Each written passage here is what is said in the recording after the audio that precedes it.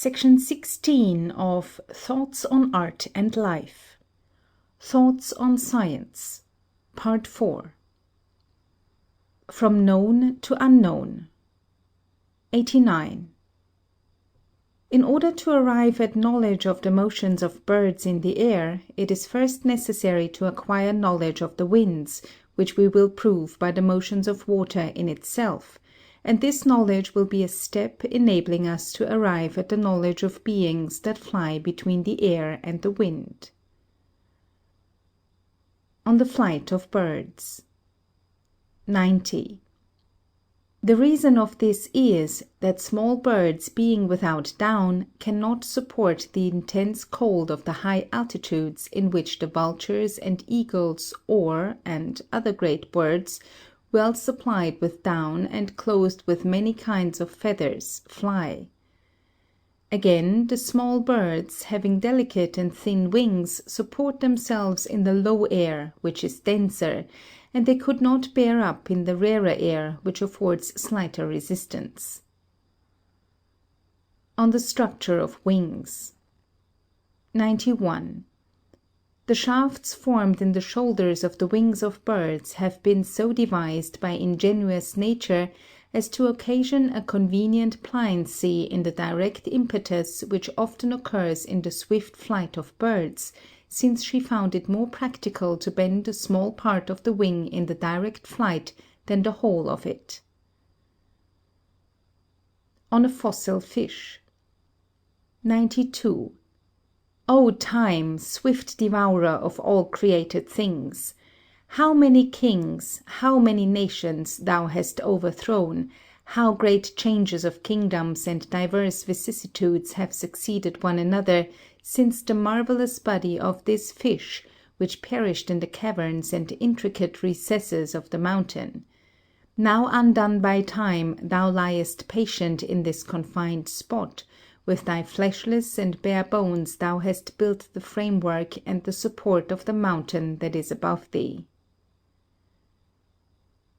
We live by others' death. 93. Unconscious life remains in what is dead, which, when reunited to the stomach of living men, reacquires sentient and conscious life. Against doctors. 94. Men are chosen to be physicians in order to minister to diseases of which they are ignorant. 95. Every man wishes to amass money in order to give it to the physicians who are the destroyers of life.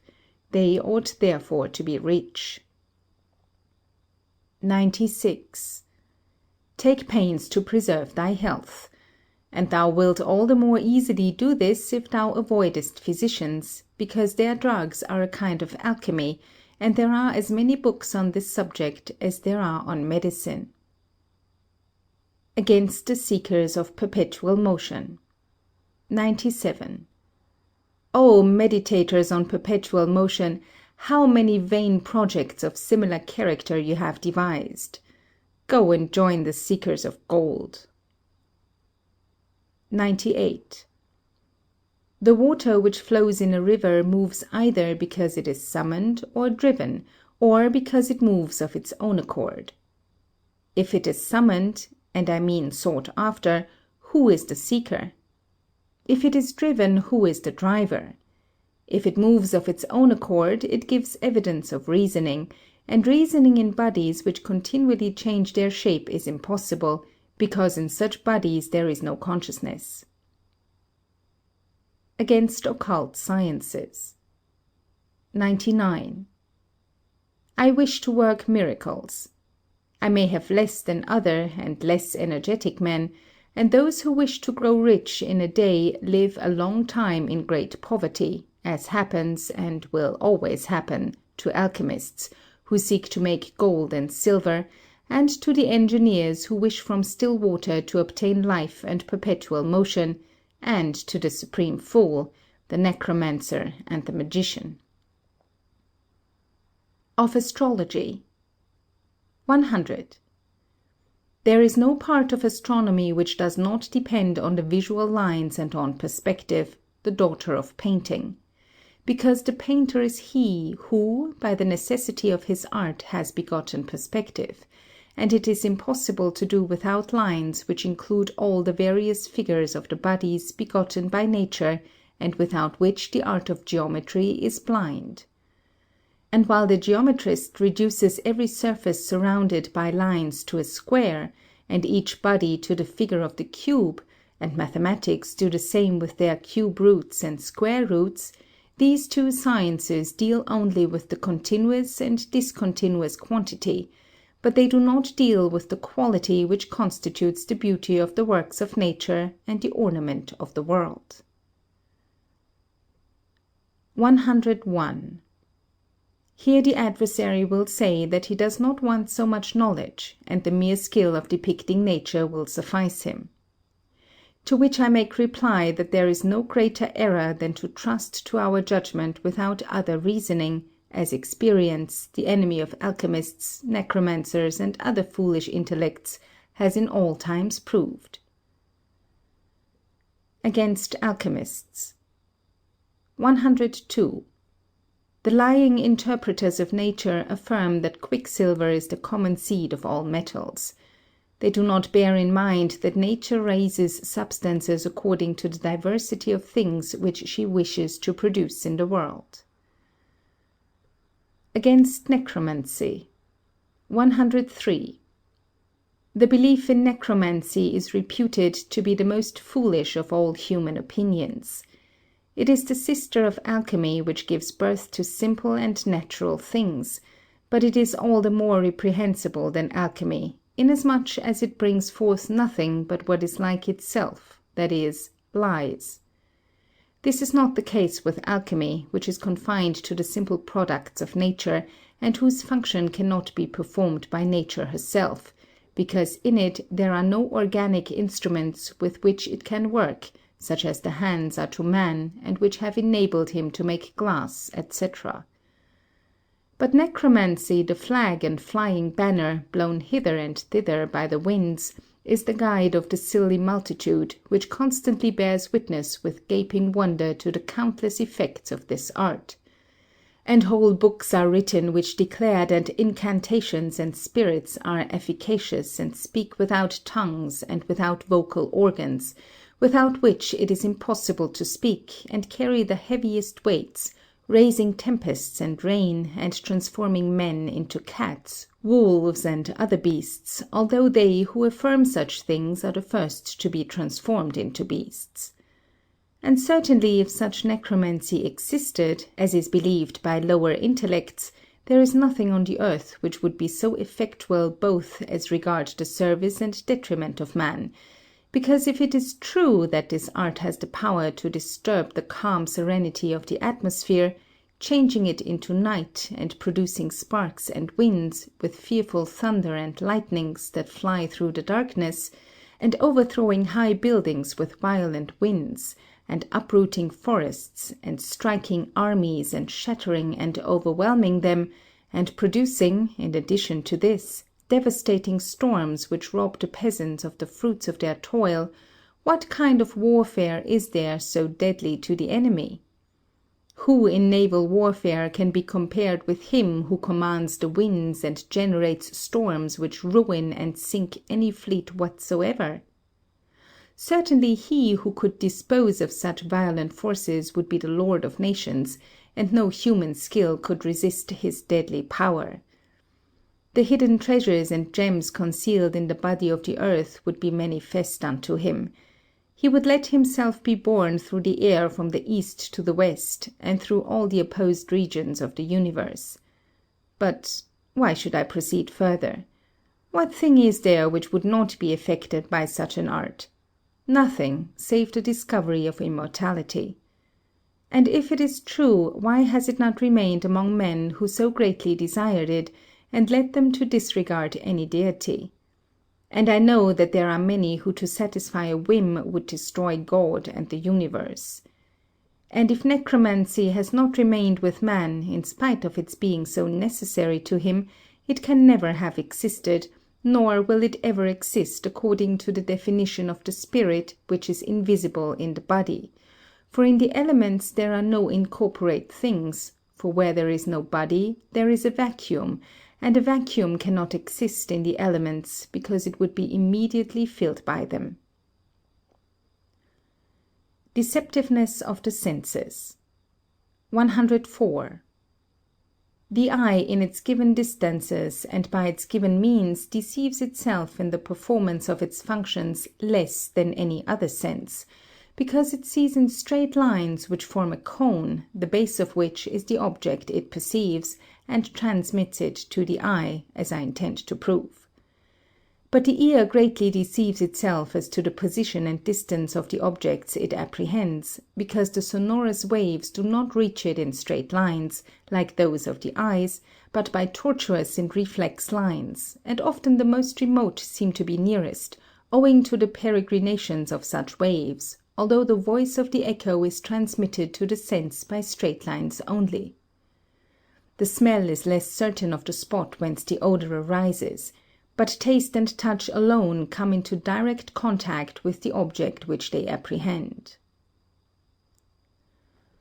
On the conception of nothingness. 105. The smallest natural point is larger than all the mathematical points, and the proof of this is that the natural point has continuity, and everything which has continuity is infinitely divisible. But the mathematical point is indivisible because it is not a quantity.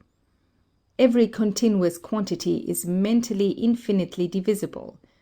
Among the magnitude of things which are among us, the chief of all is nothingness, and its function extends to matter that does not exist, and its essence is in time in the past or in the future, and it has nothing of the present. This nothingness has its part equal to the whole, and the whole to the part, and the divisible to the indivisible, and produces the same result by addition or subtraction, or if it be divided or multiplied, as is proved by arithmeticians by their 10th character, which represents nothing. And its power does not extend to the things of nature.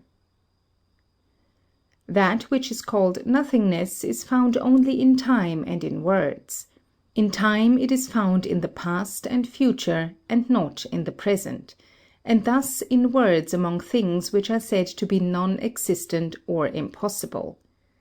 In time nothingness dwells in the past and the future, and not at all in the present, and in nature it resides among the things which are impossible. Whence from that which has been said, it has no being, because where there is nothingness, there would be a vacuum. On Spirits. 106.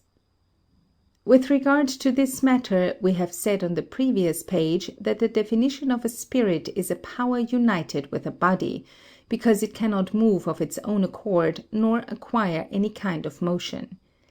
And if you say that it moves itself, this cannot be within the elements, because if the spirit is an incorporate quantity, this quantity is a vacuum, and the vacuum does not exist in nature, and if it did exist it would be immediately filled by the rushing in of the element in which the vacuum was formed. So, according to the definition of weight, which runs, gravity is an accidental power created by one element attracted to or suspended in another, it follows that no element, weighing nothing in its own element, can have weight in the element which is above it and lighter than it.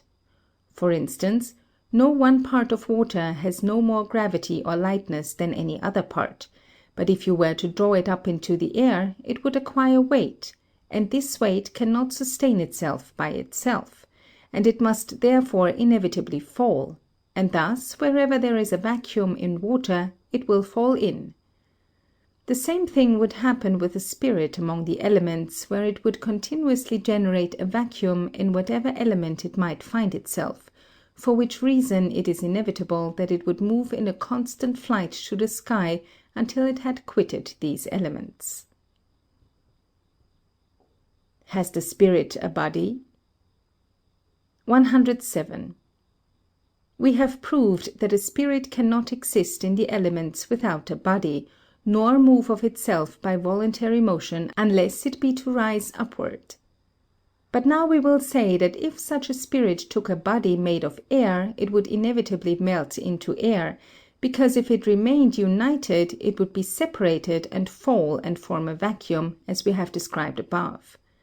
Therefore, if it desired to remain in the air, it is necessary that it should blend with a quantity of air, and if it were united with the air, two difficulties arise, that is, that it will rarefy that portion of air with which it is mingled, and this rarefied air will fly upwards and will not remain in the air which is heavier than itself, and besides this, the ethereal spiritual essence is disunited, and its nature is changed, for which reason that nature loses some of its first virtue. There is in addition to these a third difficulty, and that is, that a body of this kind, made of air and assumed by the spirits, is exposed to the penetrating winds which continually sunder and scatter the united portions of the air, eddying and whirling amidst the rest of the atmosphere. Therefore, the spirit who would pervade this air would be dismembered or rent and broken up with the rending of the air of which it formed part. 108. It is impossible that the spirit, incorporated with a certain quantity of air, should move this air, and this is proved by the passage where it is said that the spirit rarefies that portion of the air with which it is mingled. This air therefore will rise high above the other air, and the air will be set in motion by its own lightness, and not by the volition of the spirit. And if this air encounters a wind, the air will be moved by the wind and not by the spirit which is incorporated in it. Can the spirit speak? 109.